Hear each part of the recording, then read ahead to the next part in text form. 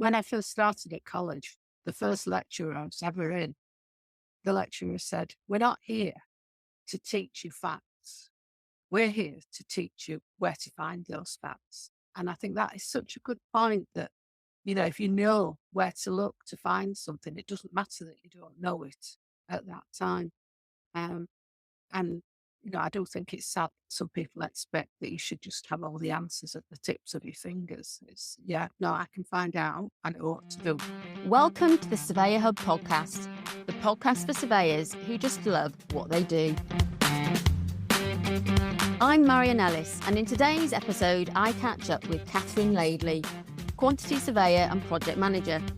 Kathryn was a founding member of QSI and the first female president of SCQS.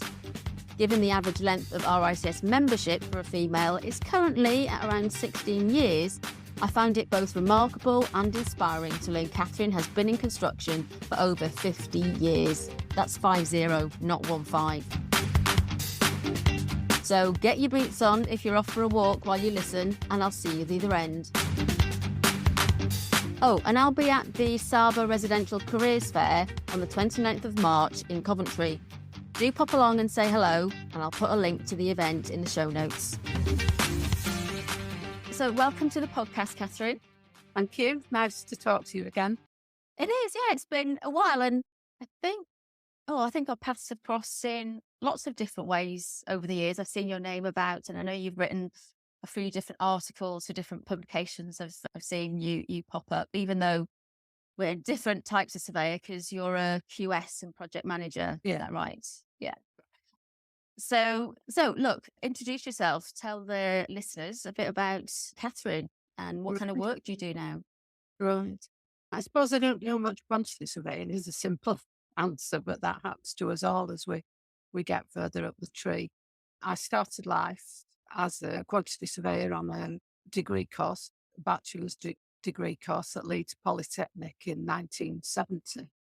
So I've just had my sort of 50th anniversary of that.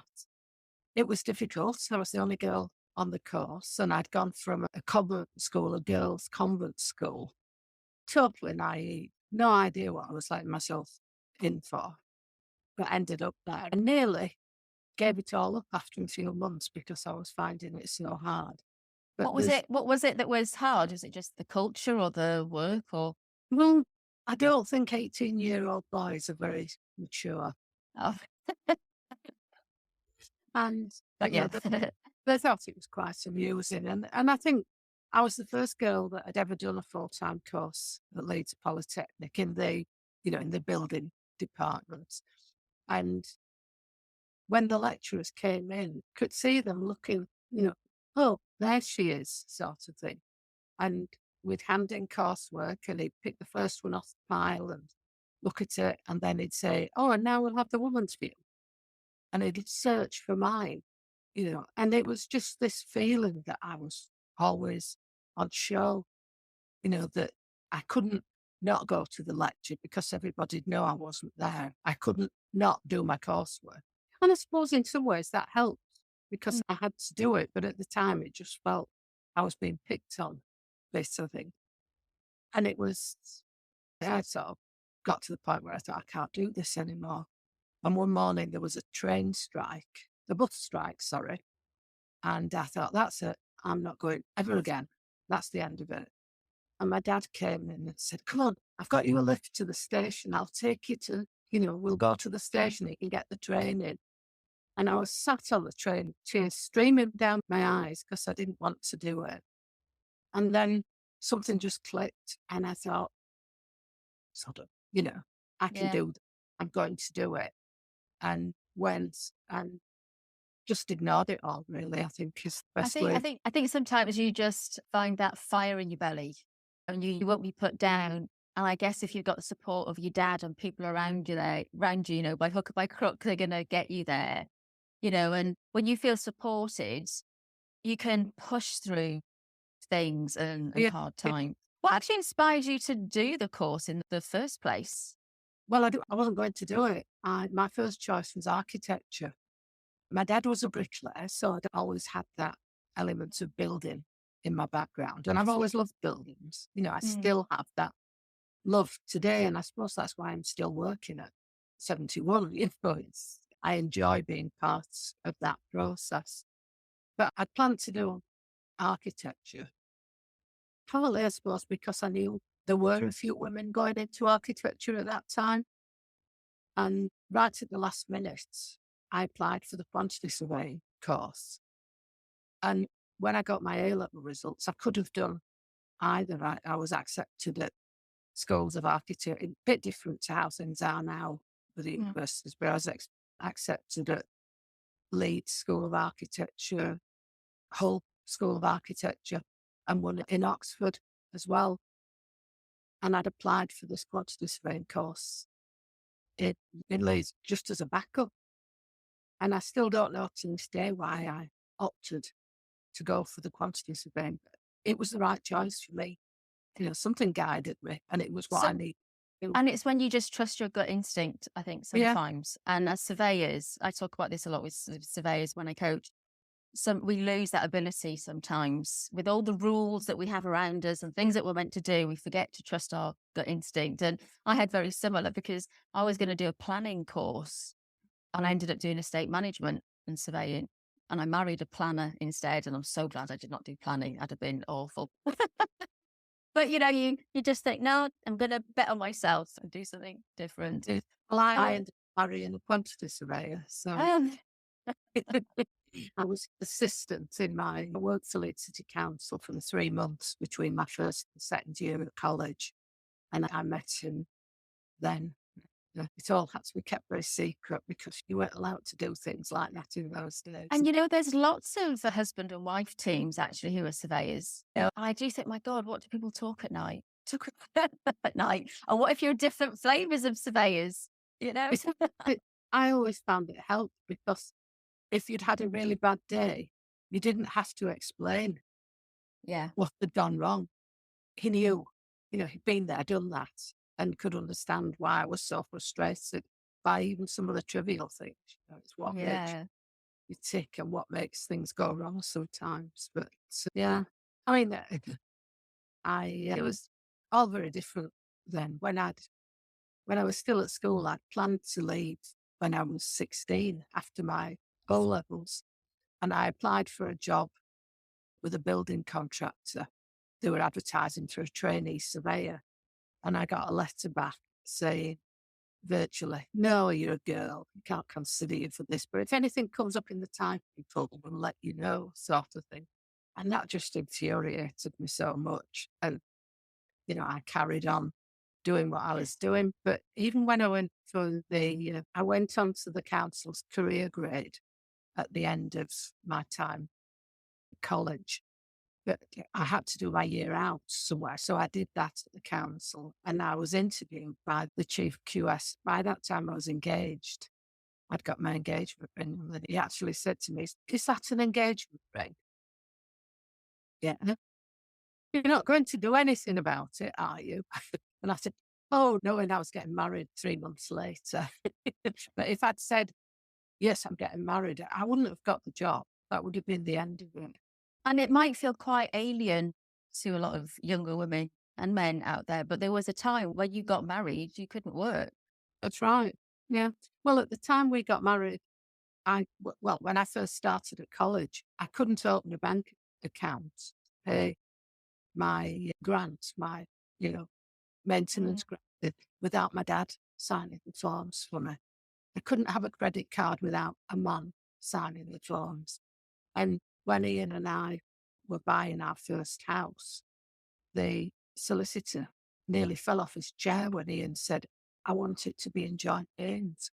"Well, that's most unusual, sir. We don't do things like that, I said, "Well, that's what we want." But, these things change, fortunately, but it's taken a long time, Marion. And I don't think we're all that much further forward in many. No, and I'm stood here at my standing desk, as I do when I do my podcast, and I've got my hands crossed because, on the one hand, it is really infuriating that actually those kind of things happen, but they're in our lifetime. Mm. And I often hear when it comes to women, gender, and, all of those different things that need to change in terms of diversity. We've got to draw the line. We've got to draw the line and start, afresh. And the world's moved on. But I think it's really hard to do because still in our lifetime, we can remember these things. Mhm. Other people have those old fashioned views. And also, if we don't remember the fact that you couldn't have a bank account without your dad signing it or a man, then we forget how easily some things can change. If you look at the laws and Roe v. Wade and all of those things that are happening in America, so easily those things can happen over here. And, yes, we need to draw a line to a degree and move forward, but we can't cancel the past. No. We've got to have an understanding and I think almost a respect for those who have gone before us, championed different initiatives and, whatever way it is, that we don't forget but we learn and we do better and we continue to do better in whatever way that is. For me, in terms of, when I really started to notice female surveyors, I'd had a few sort of tricky times at work. And I remember going to some lunch events that had been arranged and there were 8 female surveyors and we were all sat around this big table in a booth. Well, that was highly unusual for me to see those people. All good, all of them good friends now. But out of 8 of them, half of them had signed an NDA for sex discrimination in some kind of way. And when I was going through challenges, I did think I couldn't do it because that just buries the problem and we just forget, But in that group, there was everybody from those starting out to those longer in the tooth. And it was almost like in front of me, every life stage of a woman, female surveyor.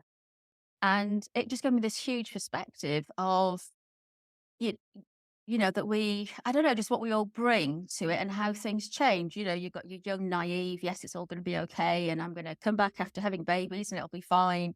And then you had the mum who was not fine. And I was a second child catastrophe at the time. You had things like menopause causing challenges, disabilities, and then ageism. I'm not dead yet at the other end of the table. And, we've all got something to contribute. And at the RICS last year, they did an event at International Women's Day, and there was some stats that they shared.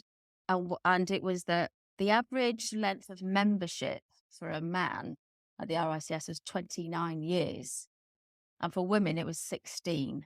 Do you think, why is that? Are we all dropping off earlier or are we all starting later? I know particularly in residential, a lot of us coming to it, later in life as a profession. But clearly there's a disparity and those are the kind of things that we need to change. Yeah. And how do you say things haven't necessarily moved on?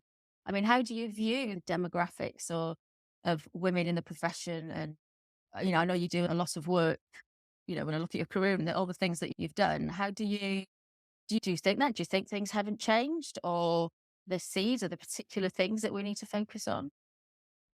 Well, I think there are obviously more women coming into the profession now. Say when I started, I was one out of the class of 25 boys. And, it certainly is better than that if you speak to the academics. But we're still only up at about 13 or 14%. Well, I think this is something RICS are refining. I think it's something up to like 18%. But it's that, for me, it's the who's qualified and how long are they staying.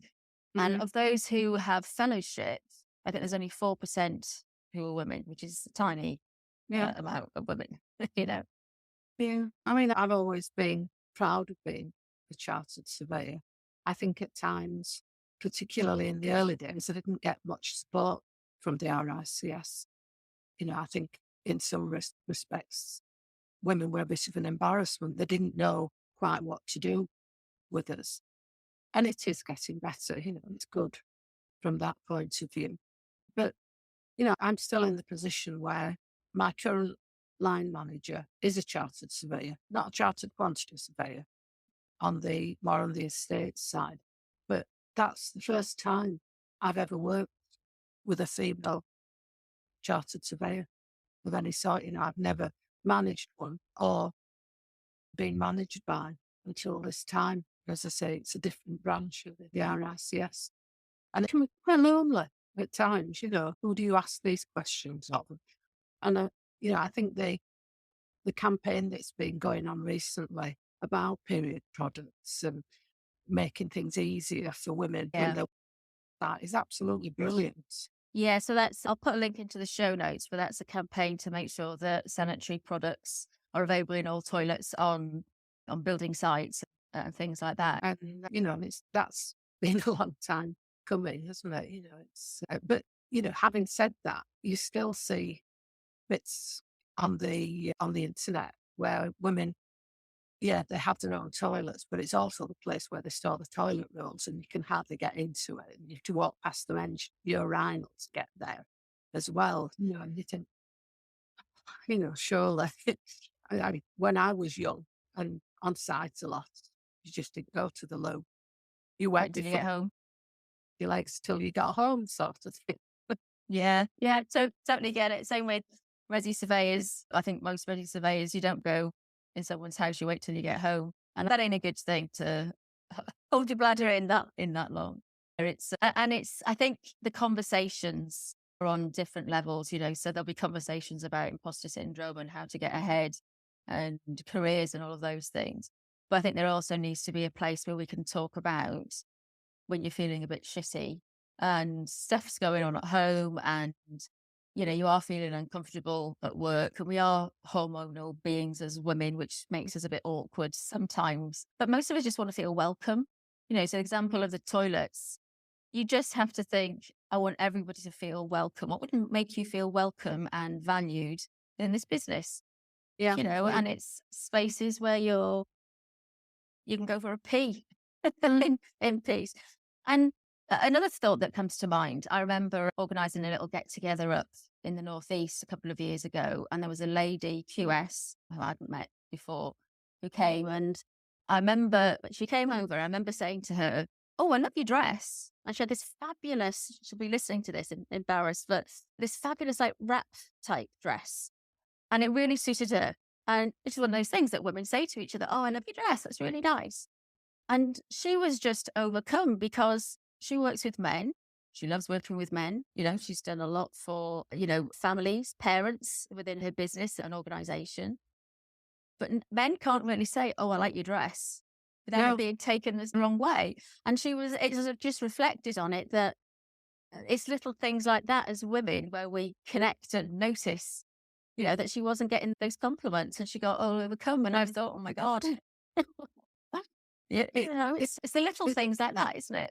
Yeah, it's strange the way things change you as well, because my first child was born in 1983, so I'd been in the industry from 1970, if you include the time I was at college. And because I felt such an outsider, you sort of develop your conversation so you can talk to the men and you learn a bit about different aspects. So I could hold my own with football and cars and, all the other things that were going on. And when Daniel was born and I started going to mums and toddlers, I didn't know how to talk to the other mums because Oh, God, yes. I'd lost all the things that they were talking about. And when I eventually went back to work, I thought, oh, to hell with this. I'm me. They accept what I want to talk about. And if they don't want to do that, don't talk to me, sort of thing. Oh, that totally resonates. I felt I had very little in common with the other mums. My eldest is 13 now, and at the time, I was one of the few working mums in the year, school year group or whatever, and I found that really hard. And when I first started networking, I hate that term, networking, but when I first started, and I couldn't talk about football, sport without making an idiot of myself, and I did that a few times. And working in residential, what I found was talking about your first home. Do you remember the first home that you bought? Most people have got a story or a disaster story or fun story about not being able to get the sofa in or whatever. And that was a bit of an icebreaker for me. But I did develop 3 questions that I would always ask if I'd walked into a room and I was stuck, but it became a bit of an interrogation. Tell me this, tell me this, tell me this. had to refine my style over the years. But, the more that we can show up and just say, actually, I don't know anyone here, nice to meet you. And we're more accepting of it perhaps now, those conversations. But even I remember 20 years ago, it wasn't that Yeah. easy. And so you qualified, and then tell me about your sort of early stages of your career then, and the kind of work that you did, projects. Yeah, well, I worked for Leeds City Council, and I always say Leeds City Council were really good to me because of their career grade they had.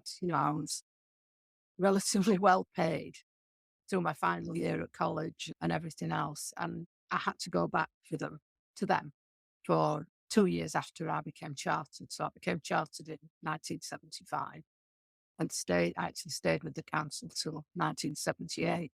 And it was a fabulous place to work because Leeds is a city full of heritage buildings. And at that time, it did a lot of housing, it did a lot of schools, fire stations, you name it. There was such a variety working on things like Motherton Hall and Temple News. So it was great. I couldn't have wished for a better experience, really. And I know when I went back to college after my year out, the lads were saying, well, what have you been doing? I said, well, this and this.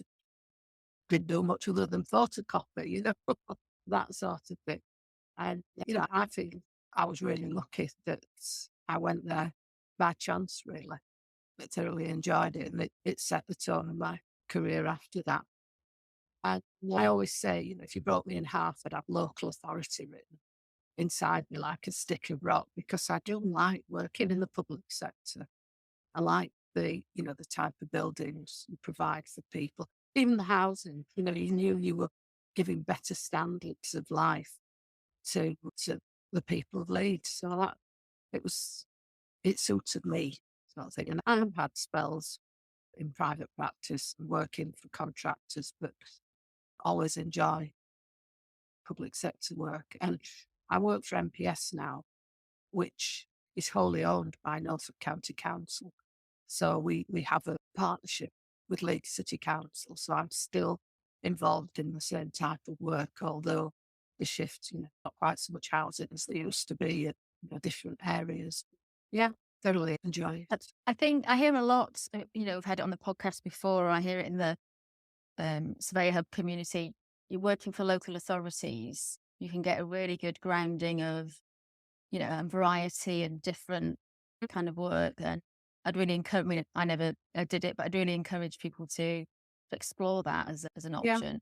And just hearing you talk about, the projects and things that you get involved in, it makes me think actually about, do women make good surveyors? And we can look at it on a technical point of view, of course. There's no difference, of course we can do it. But we always often think about women being very nurturing and being homemakers. And I always think, well, go out 9 inches of brick and you're actually physically making a home, not just, inside the home.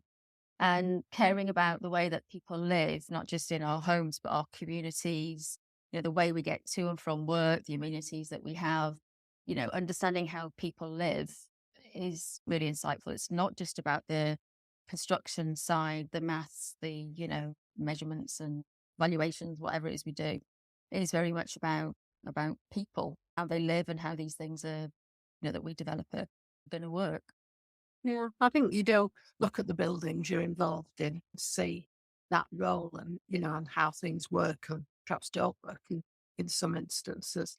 But I think it also can't change yourself. You can't suddenly, just because you do a man's job, which was, well, the way it was always put in the early days, or you're doing a man's job, you don't become a man, but you still have your identity and you still regard the way things happen and the way you feel towards other people, as part of your life. And if I can just digress a little bit, my son's in academia.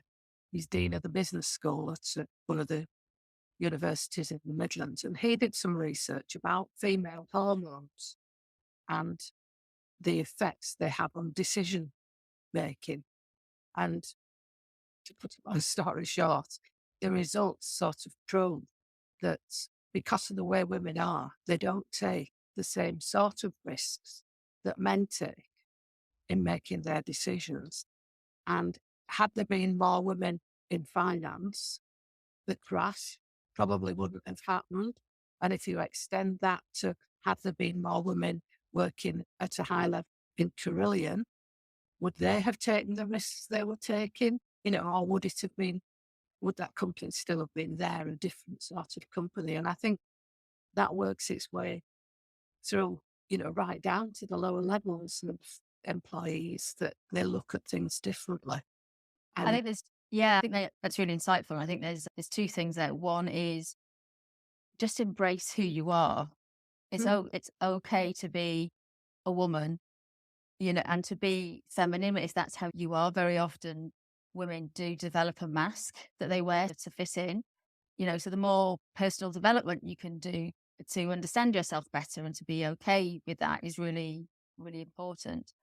you I've do have forgotten to the be resilience in Yeah, yourself. yeah, you do. It's not easy.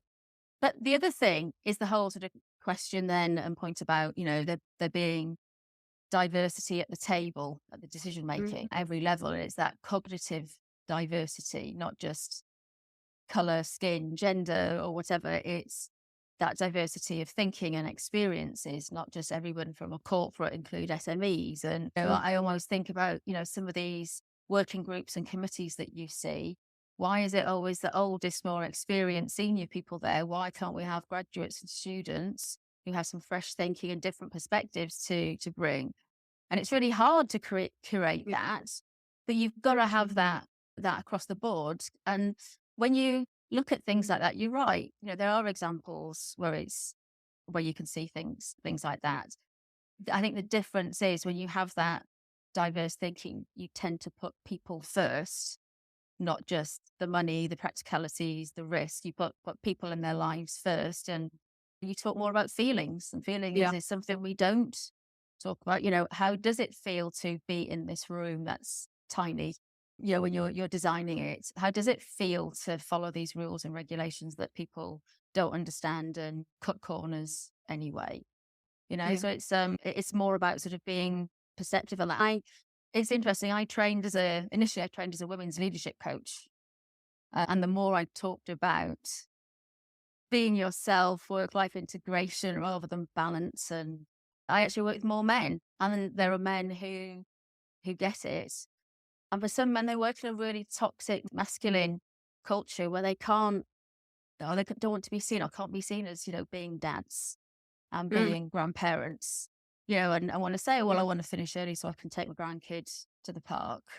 It's hard for them to, not to bring out the tiny violin for patriarchy, but it's hard for a lot of men who are in that environment. But, we're all breaking patterns. Yeah. All the time we're breaking patterns, and we just need to start and support each other. I guess in many ways, COVID's been a great leveler, because a lot of them have had to, we've all had to parent from home in lots of different ways, but then it's also highlighted differences, hasn't it, with women and not being able to work, and all the different levels there of things that happened. Yeah. And so, I mean, I think it's a fabulous career for women, but you make it what you are.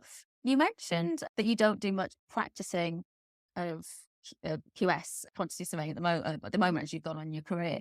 And that's something that I've noticed. I love surveying, but I don't practice in the traditional sense anymore. But I'm still a surveyor. And when I went for my fellowship, that was really the journey of, am I a surveyor anymore? When I look at my career and what I've done and what I've achieved, we are all surveyors. We just do it in lots of different ways, in ways that we contribute. And that's part of evolving, isn't it, in our career? Well, I'll always bring my surveying training and background and knowledge into things, but it's not actually going out on site, and, as you say, shimmying up ladders as you're in roofing and things like that. I'm quite glad that my days of remeasuring drainage on site have finished. There wasn't much joy in lifting manholes, sticking a rod down to see how deep it was. So, that You doesn't say that. No, it's really funny. I occasionally do some TikTok videos just to let off some tension and release. And I did one and it was like to music, and it just said, hackers have taken your photos from your phone. We want £10,000 back. And then there was like a sequence of pictures that were basically buildings, and really rubbish pictures. And I shared it, and all these surveyors said, "Yeah, I've got all these pictures of drains and open manholes." You're like, "Oh, you're a surveyor when?" Yeah. And you've got that stuff. But sorry, it just reminded me that I All right. interrupted. I mean, I suppose when you get to my stage in your career, you can't help but develop a very broad knowledge of the construction industry. So at the moment, I'm helping my manager with the professional indemnity insurance renewal, because that brings all the different disciplines together within the company. I'm also helping them roll out a one company quality system. The Norse group I work for, has lots of different individual companies, and we've all had our own quality accreditation, but it's all coming together under one system. So I've been spending a bit of time doing that, but we're also looking at processes, how we can bring a bit more standardization into processes across the group. So that all takes, the knowledge of how the industry works and how architects work with surveyors and engineers. So yes, I do still work around quantity surveying, but not in the stuff I was trained to do when I was a junior and first starting. Do you get to a point where your identity shifted, in that a lot of surveyors define themselves as surveyors because they do the technical stuff, and a lot of us tend to go into training, or we go into different sort of side roles, if you like, advisory roles or whatever. Did you ever have that's maybe I'm not the same kind of surveyor I used to be? Yeah, I did. It was sort of 20 years ago, perhaps, where I was back working for Leeds, having had my children, and I'd gone back part-time. And the man I worked for, he was asked to set up an intelligent client unit. There was a lot of talk about intelligent clients at that time. And I was asked to join. What's an intelligent client? We'd all like one of them. Yeah. It's a recognition, I suppose, that most people who commission buildings don't really know about the construction process. So the intelligent client unit is a group that sit between, maybe an architect or even a building contractor on a smaller scale. If you're thinking of yourself commissioning a new house, yeah, fine. Yeah. That element of knowledge of the construction industry. But a lot of people don't have that knowledge. And it's a sort of go-between that knows the right questions to ask, that knows how to put a contract together so that the client is protected. Yeah. So he was asked to set up this intelligent client unit within Leeds City Council and asked me if I wanted to be part of that. And at that point, I stopped being a surveyor. I'd been working for him on the final account for the magistrates' courts in Leeds, which was sort of new builds in the 80s. And at that point, I stopped doing that and became one of these go-betweens, which needed all the knowledge I had of the construction industry. I couldn't have done it without it. Yeah. But shifted in a slightly different direction. And I suppose I do still do the odd sort of estimate, a bit like sticky thing. Yeah, sort of thing. And that's because I have that background knowledge, but it's not like. It's like you can't do it without that experience, but then you get to that point and sometimes there's a bit of judgment over, are you a surveyor or not? And there's things like, if you're not practicing, you can't be regulated in the same way with RICS, and it starts to get those divides. But what's a surveyor? Always a surveyor, and always having your camera full of pictures of random things. My camera full of my daughter's dog at the moment. She got a German Shepherd dog about a year ago. And we do love an animal picture. That's what gets the most likes on LinkedIn. Yeah, I've got more photographs of my daughter's dog than my grandchildren. So maybe that needs to be a sign of, are you a surveyor or not, is how much junk, property junk you've got on your on your phone. You have to submit that to RICS. Um, as you've gone on in your career, you mentioned, you qualified in 75. Great to say, I was born in 75. And, so what, you're 70, 71, I think you said. How do you feel about the tail end of your career? Because as surveyors, we've often talked about it being an aging profession, which is I don't think it's a very nice term, but everyone's getting a bit older. How was, you mentioned some of the challenges early on and things that you've experienced. How has it been towards this sort of last leg? That sounds awful. Don't know, I'm not sure how to say it without saying, Kathryn, you're getting old and you're going to retire soon. But you know what I mean? How do you deal with it when you get to that end? Well, I tell everybody I'm getting old. I've never been one to say, "Oh, I'm not telling you how old I am." You know, I'm there, I'm out. I know for people to know.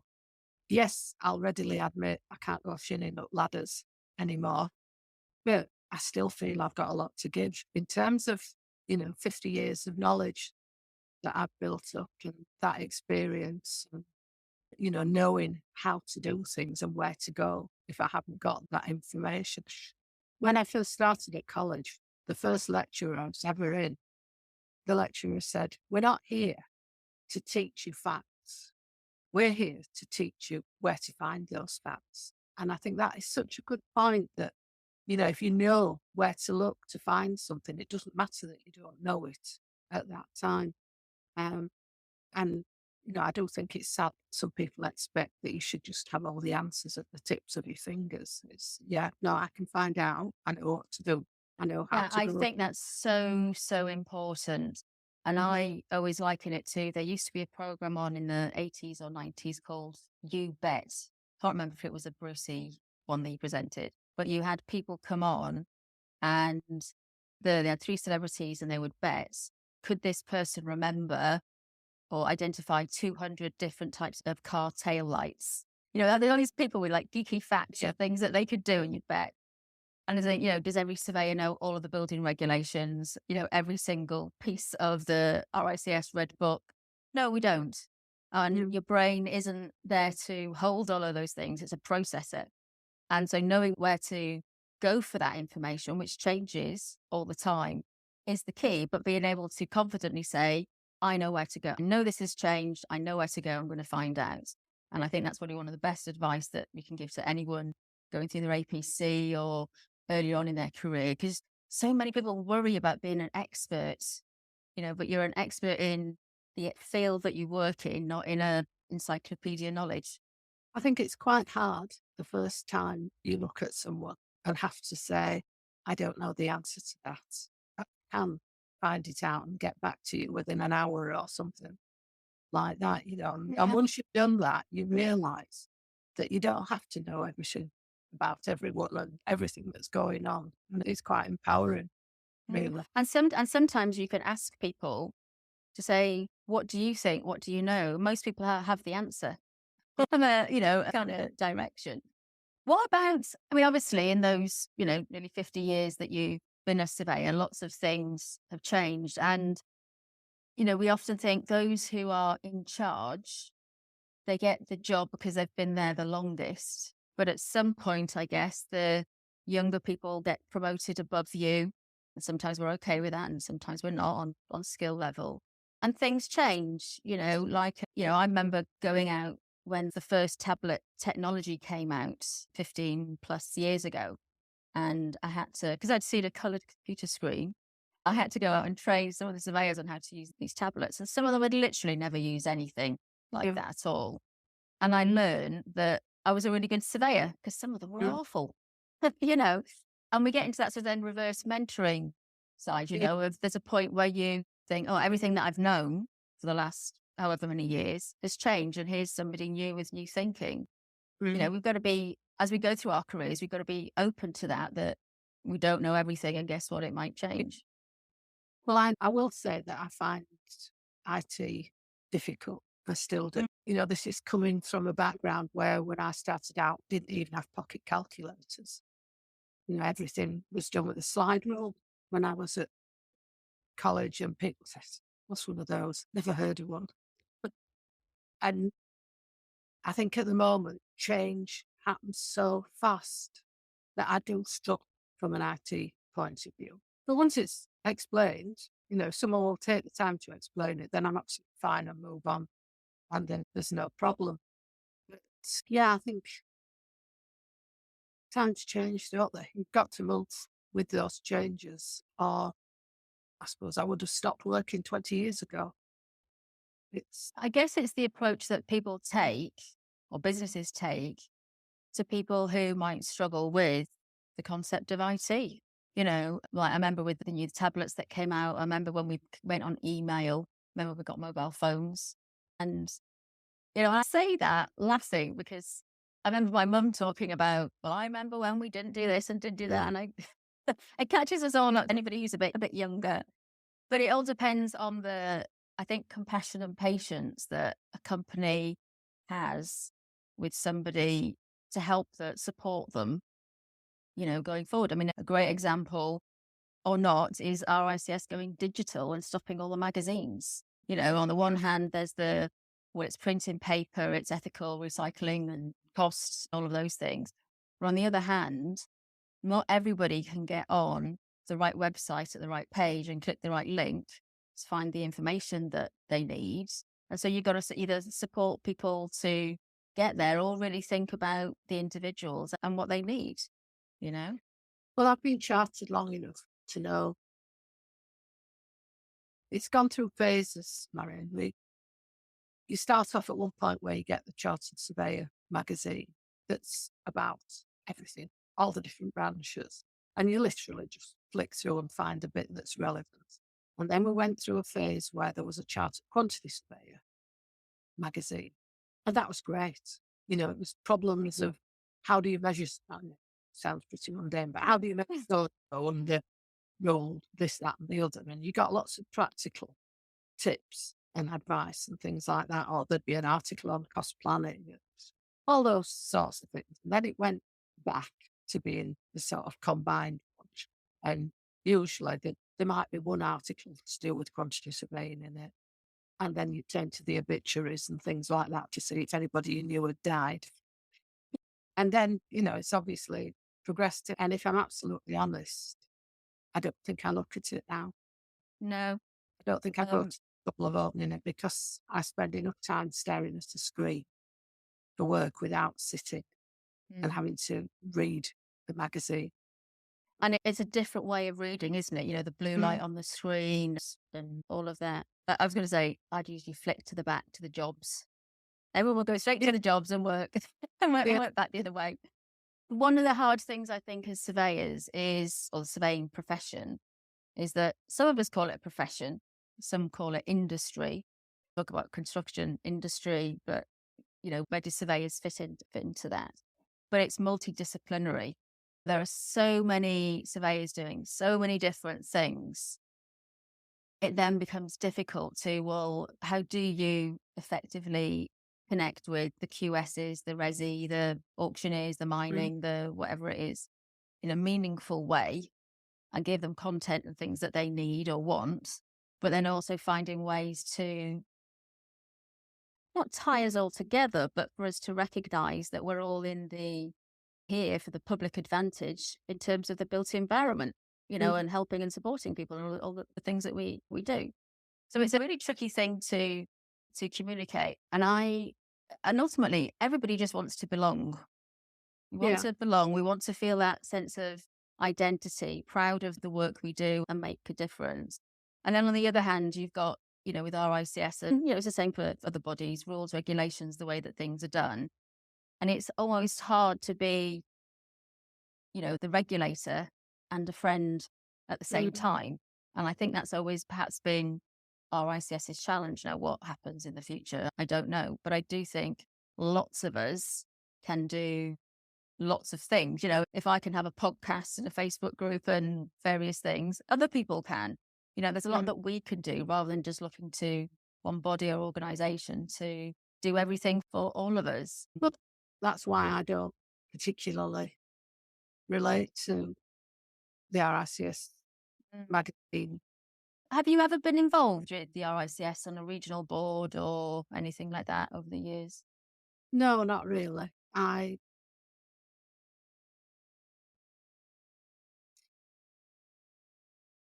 don't know how to say this, but Go on, uh, say it.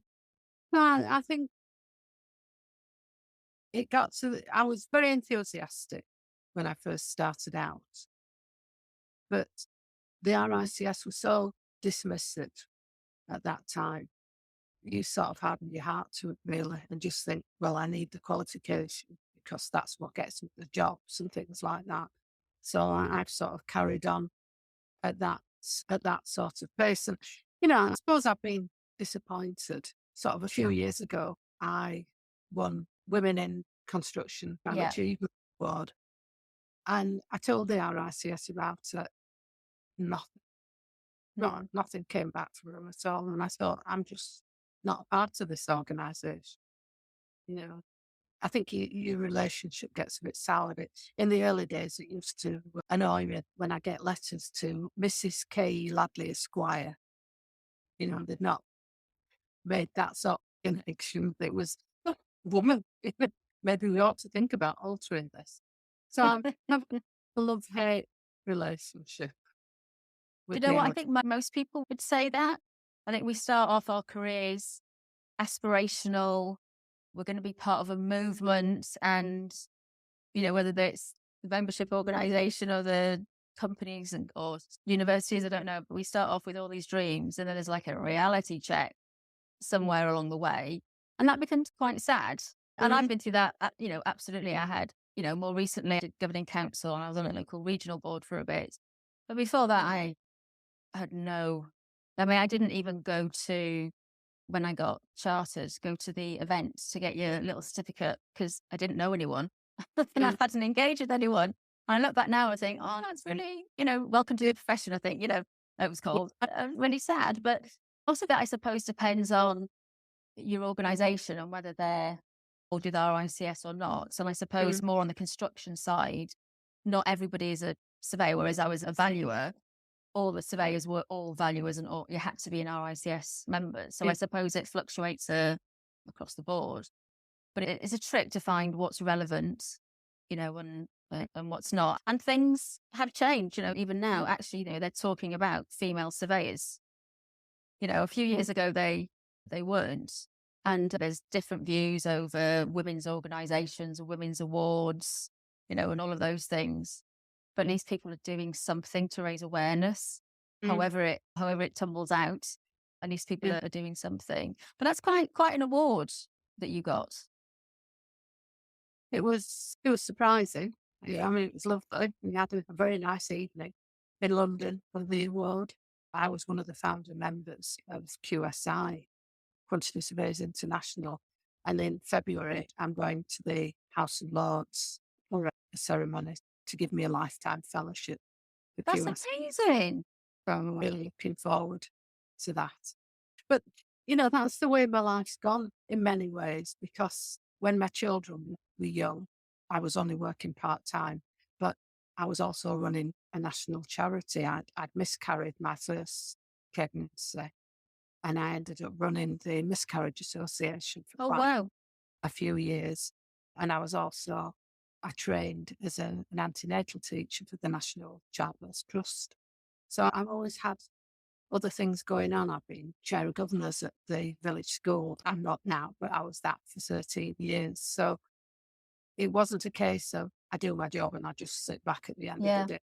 That I had plenty going on in my life.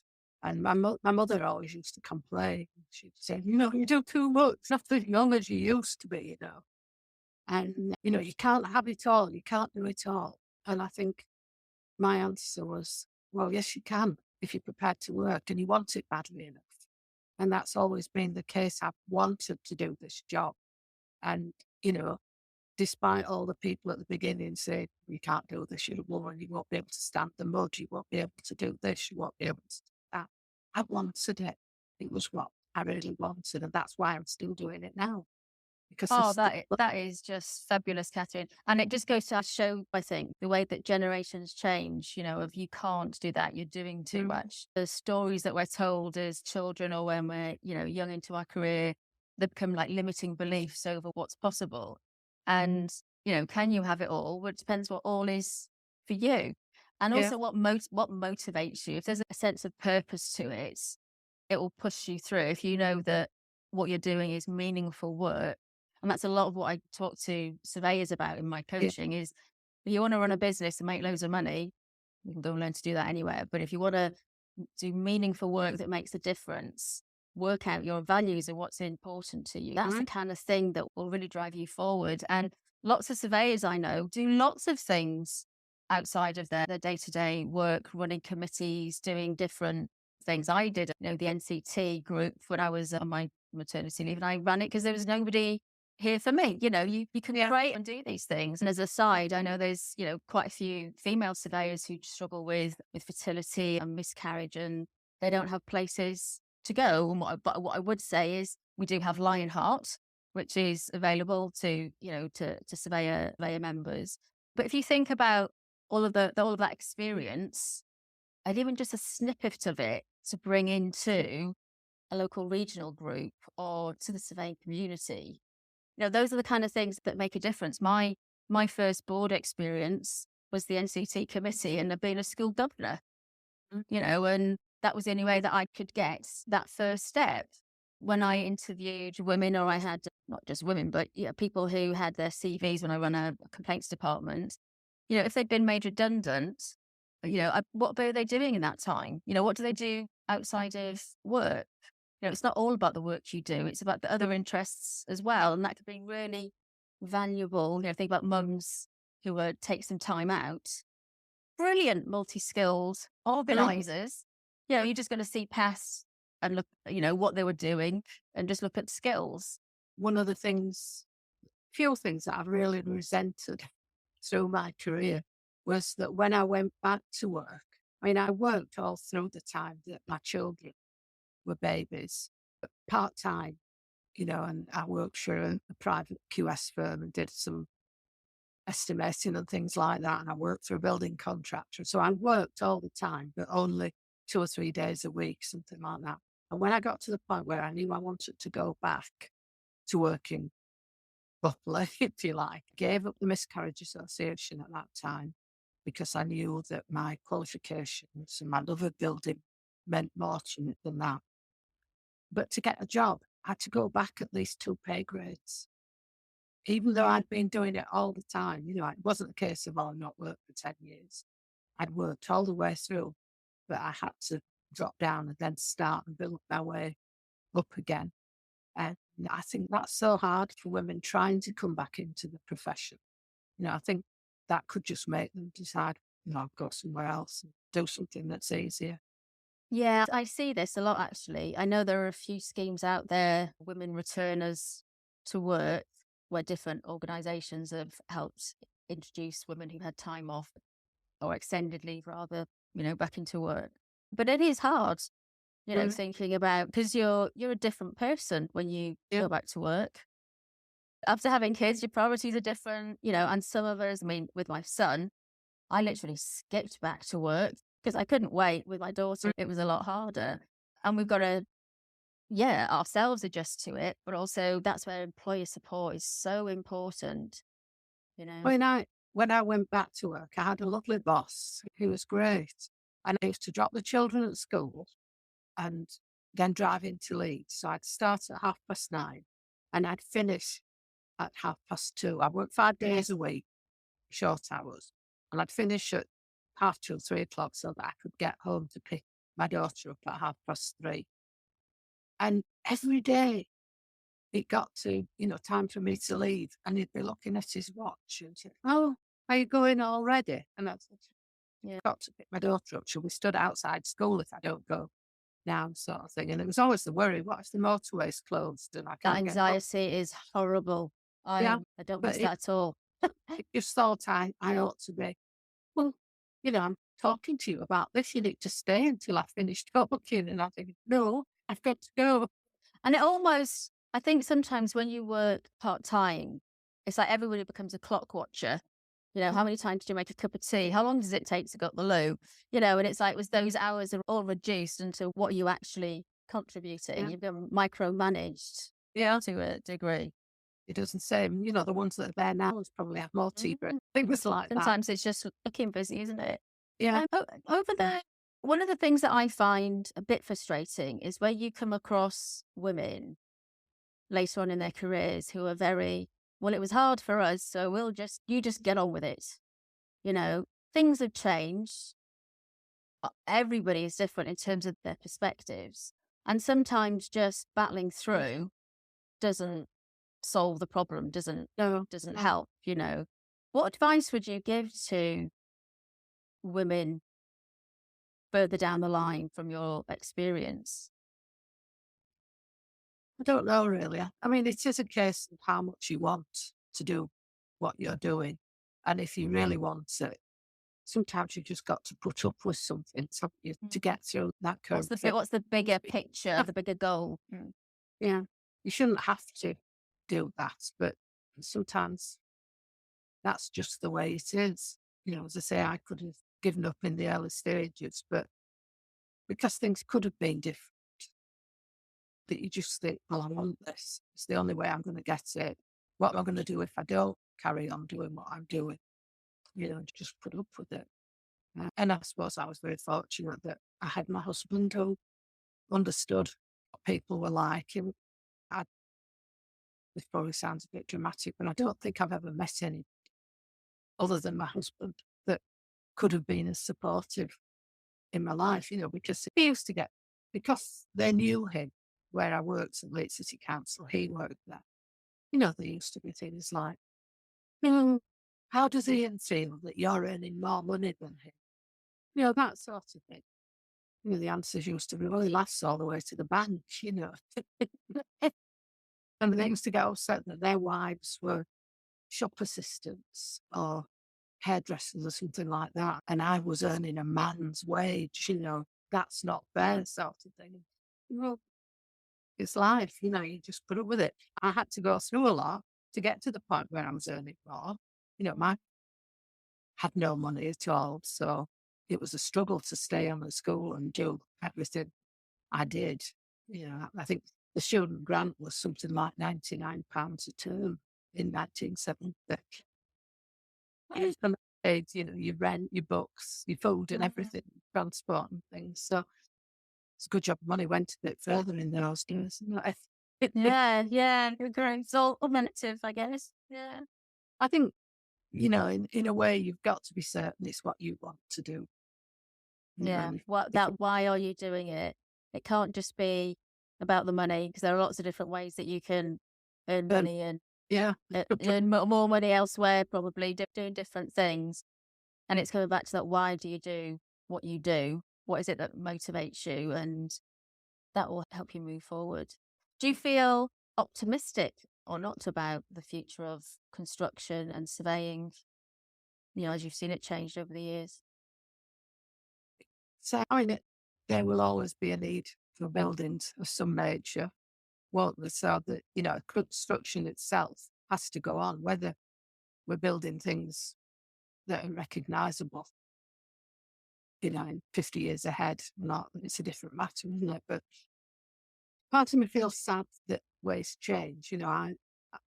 Back in the early days, I was a real bills of quantities type person that loved that part of the job. And I suppose there's a bit of sadness that we don't do that sort of thing anymore. But the tying together of building things and the money you spend on it, what's available, they're always going to be there. There's always going to be those sort of questions asked and answered in the process. But it is quite worrying when because of the current financial climate and everything, you do wonder what's going to happen over the next few years. And there are so many people leaving the industry that, the sort of shortage of different skill sets is really worrying. And I can't see necessarily that building back anywhere near the levels it's been in the past, which is sad. Yeah, and if we look at the past, in lots of different professions and sectors, there's been skill gaps. Mhm. And it always takes a while to build back up and then it drops off again and it builds back up and drops Yeah, off again. And, unless, we're recording this in the UK, unless the UK government really puts housing, construction on the agenda in the right way, focusing on people. I mean, we've had like 20 plus housing ministers in as many mhm, years. Absolutely crazy. yeah, How can there be consistency and real focus if it's not on the agenda and having someone to care about it? As we sit today, everybody's talking about AI and ChatGPT has just been launched where you ask it a question and it can write you all sorts of documents, articles, blogs. On LinkedIn right now, everybody has been really helpful with his 5 top tips for whatever it is. And it's been written by computers. But if you look back at lots of different stages in terms of construction and things, it was all about new and innovation. I don't think some buildings were built to last. Some definitely weren't. If you think about 1950s houses, if you think about some of the Victorian ones, they weren't built to last. I think some of them would probably be horrified that they would still be mm, standing, 100 and 150 years later. And so we've all got to be thinking about the future, but it's still scary, to think about industrial revolution and everything went, mechanical and mm, automated. Things change and we've got to adapt. The key to it, I guess, is not to resist it. I think there's some moral and ethical things we've got to think about with AI and that kind of thing, but it's finding ways that it can help us do our job better and not fear it, but also not forget the old skills at the same time, yeah, because there was a reason why they came about and power cuts happen. At the end of the day, computers go down and, can't work. we've still got to get on with our job, haven't we? When I came into the industry in the 70s, there was a lot of system building going on. Lots of Leeds were throwing up houses that were done by spooners, wimpy old vines, all sorts of things like that. And most of my career, I've been involved in schemes that were doing annual repairs and maintenance on those types of things. Leeds had SLAs for repairing the area type houses, and year after year, pick another batch and repair them and carry on. And you almost get a sort of sinking in your heart, sort of 15 years ago when they start talking about modular construction, the way forward, Yeah. back up all these pods and just stick them on site. Yeah, there is that element that you can control the manufacture when it's in a nice warm factory and things like that. But you've still got somebody on a cold, damp, snowy, windy building site that perhaps isn't quite as skilled as they ought to be. And it's Doing it. just doing their best. Yeah, yeah. And it's not just a case of looking at one part of the industry. It's how we're going to make it fit together and work for everyone else. And yeah, I I guess, do think sometimes we stumble into things without thinking yeah. too much And I about what. guess, I guess it's similar to, what we started talking about at the start of the conversation was you can draw the line, but we can't forget, we can draw the line and say, right, modular housing, everything's 3D printed, and we're going to use AI to do everything. But we've still got this stock of old houses and old buildings that actually we quite like. Yeah, It makes us feel good. It's finding that balance between the past and the future, isn't it? yeah. I think that's very true. We're all individuals and we've quite a long way to go to get to the point where everybody wants to live in exactly the same type of box type house and travel. That would just be Yeah. boring, wouldn't it? Though, if we all Mm, did the same thing. And actually, that's probably why we've got such a variety of buildings and property here in the UK because we don't want to be the same. It's what makes That's us human, isn't it? that is why we put plants outside our front door, isn't it? Just to make our house look a bit different to someone else's. Absolutely. And that ridiculous cladding that some people have and Like, was it Vera and Jack on Coronation Street? I remember when that came out because one of my neighbours, we lived in a council house in the row, and one of the neighbours on the end had it, and it was like, oh, it's like Jack and Vera. So what will happen when you think about retiring? Do you think about retiring? How All do you the know time. when it's time? All the time with a sense of dread. What things make you think about retiring? Is it work being too much, too heavy, tiredness, or? I think I read something the other day. It's one of these cliche statements that people don't leave jobs necessarily because of the work. It's the management that goes with that. I am perfectly happy with the management system, where I work and that's. But I think if that changed, Yeah. if for whatever reason it wasn't as pleasurable, then I would. I quite like being in a position where, and I don't want this to sound boasting or anything. I'm not doing it for the money. I do it because I like my job. Yeah. But it's good being in the position to think, if I don't like it, I can say. But that's what your experience and career has afforded you. Yeah. To get to a position where you get to choose, and that must feel quite empowering. I don't like that, but I don't have to put up with it. And I think it's part of my Yorkshire upbringing, that I don't call a spade a shovel. So you might end up a bit cantankerous in your old age. Oh, I think I'm already there. Oh, Kathryn, it's been lovely to catch up and speak with you today. I've really enjoyed it. Thanks for listening. I hope you enjoyed the podcast. I'll see you next time.